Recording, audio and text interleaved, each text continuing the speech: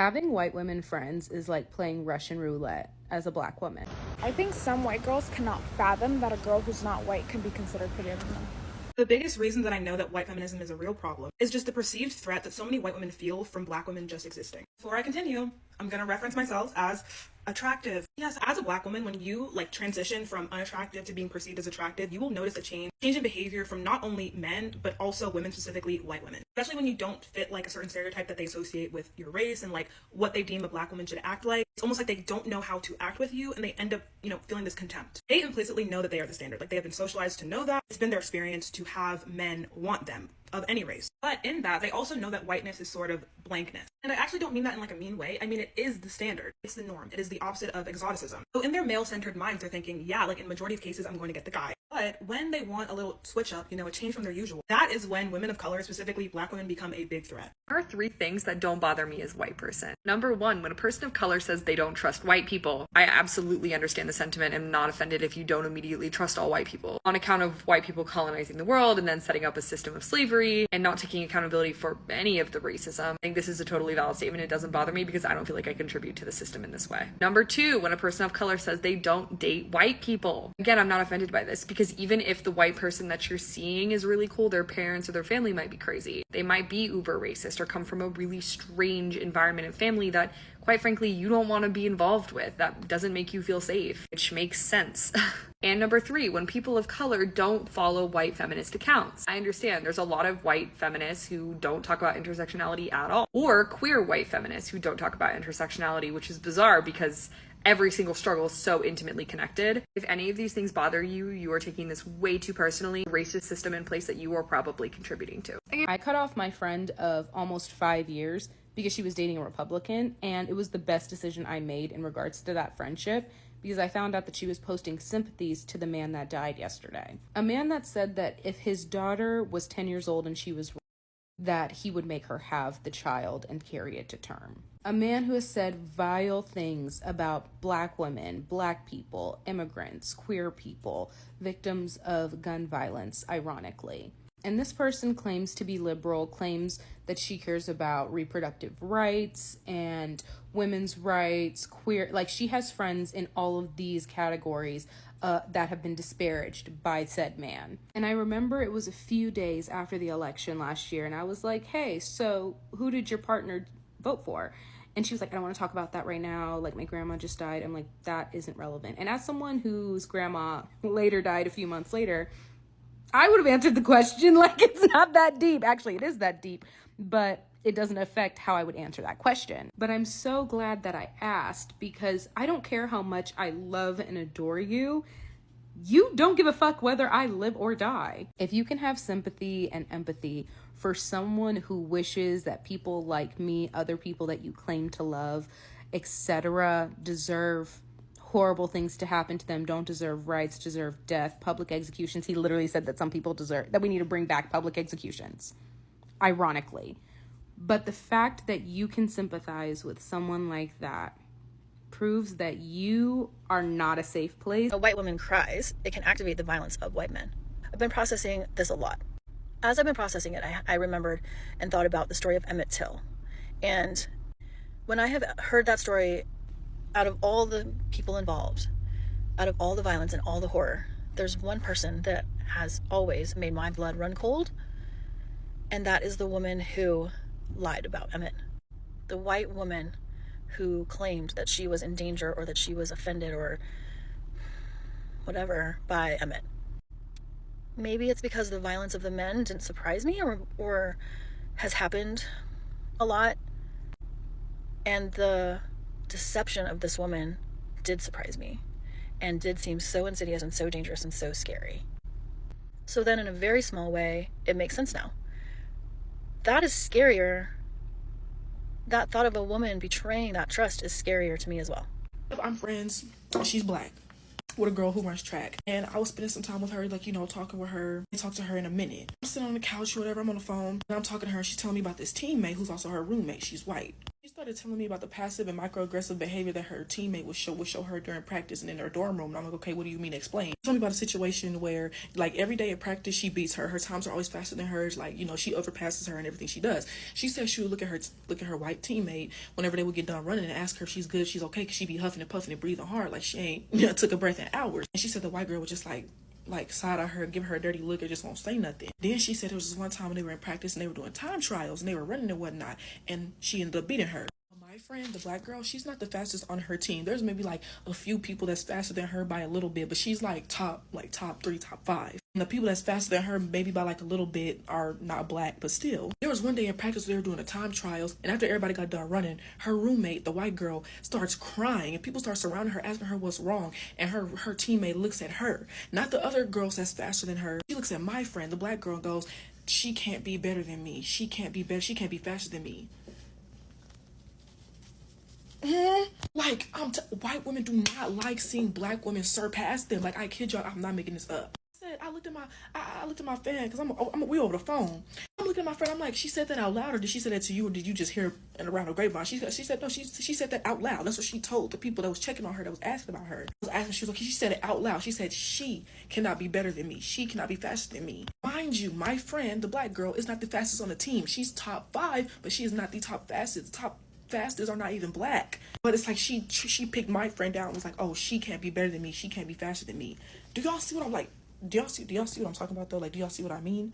I just saw a post that this white woman put a caption that said, working with black women is working in the trenches. And then she stitched the video with a black woman saying that working in the trenches is working with white women. And she's like, oh, she can say this, but I can't say that. Correct. The black woman has every right to call out white women. You know why? Because racism is still alive and well. Black women still experience more oppression than you as a white woman will ever experience. It is not reverse racism. It is not the same thing. Reverse racism, not a thing. White oppression, not a thing. This is where intersectionality comes into play, right? You as a woman could be oppressed, but you as a white person, no, not a thing.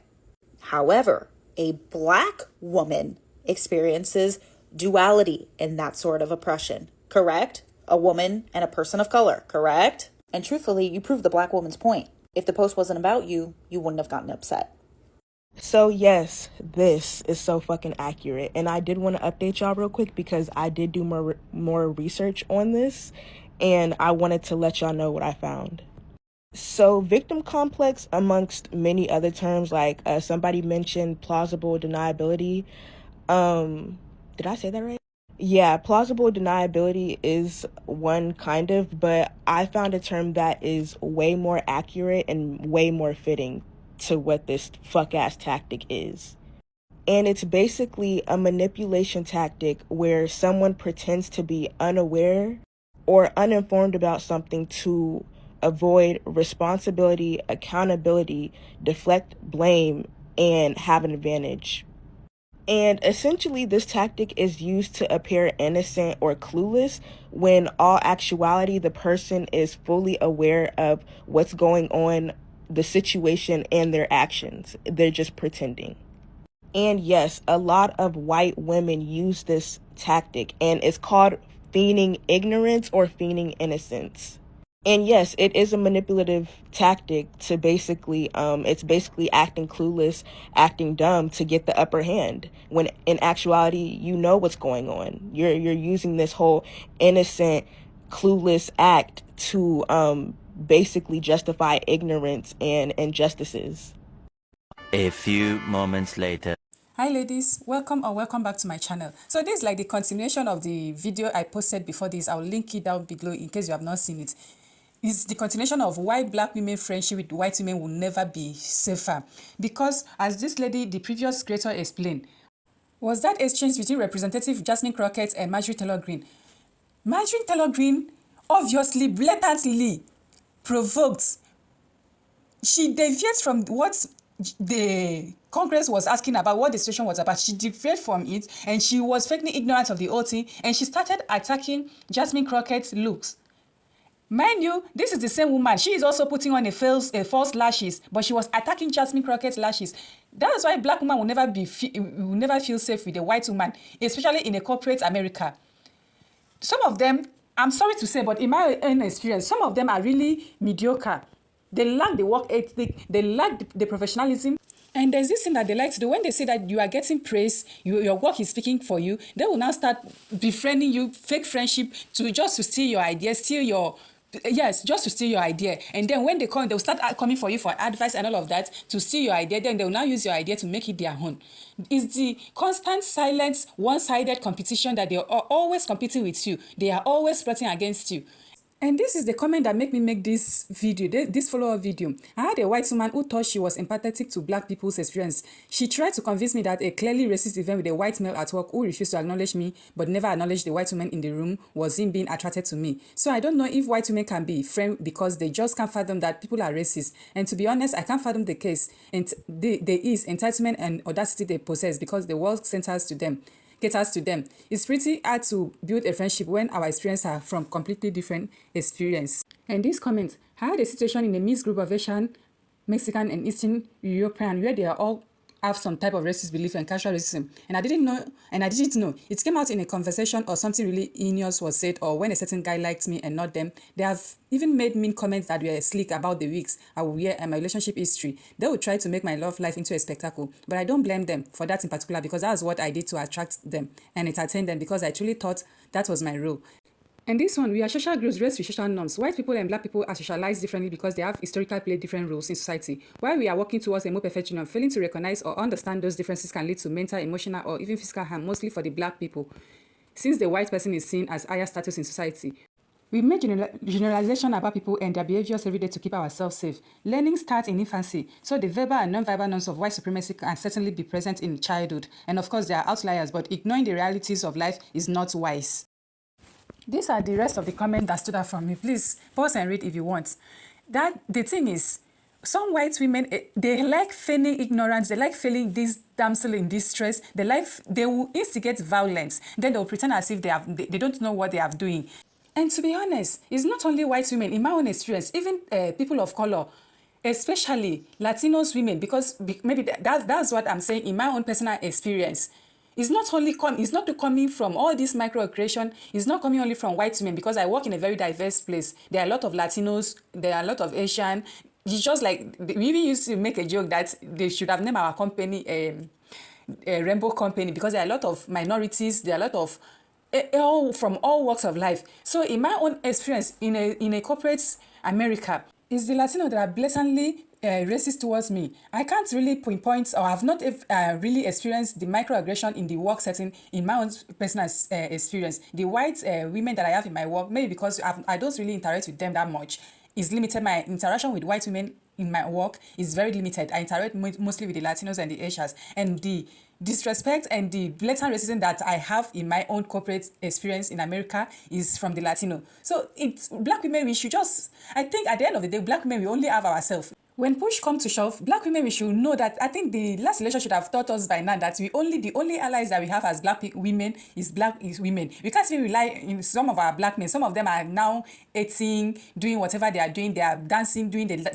lap dance to the white people. So at the end of the day, I believe that's my own experience. Whatever I'm saying, I'm not generalizing it. I believe that there are some exceptions. I also know that there are some outliers. In my personal experience, when it comes to it, when it really comes down to it, we only have ourselves as an ally.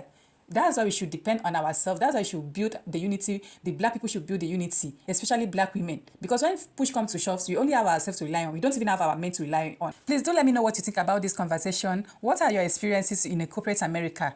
Let me know how you have been treated by your white colleague, your white counterpart, your white friendship. Let's have the conversation going down in the comment section. Please don't forget to like, share, and subscribe to my channel. Thank you all for watching. Bye.